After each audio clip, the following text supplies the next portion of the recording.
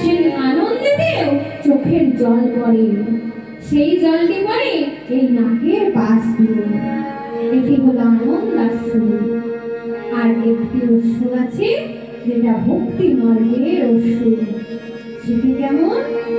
যদি কোনোদিন ভগবানের সামনে বসে হা গৌর প্রাণ গৌর বলে কাঁদতে পারে, সেই চোখের জল পড়বে এই দুই নয়নের মাঝখান। সেইটি হলো ভক্তি মার্গের অশ্রু। ওই বাকি যে দুই অশ্রু তার স্বাদ বড় নোনতা। আর যেটি আমার ভগবানের নাম করতে করতে জল পড়বে, সেই জলের স্বাদ বড় মধুর। তাই সেটি হলো ভক্তি মার্গের অশ্রু, ভক্তি অশ্রু। তাই পদবার্তা আমার বললে, আরে মরো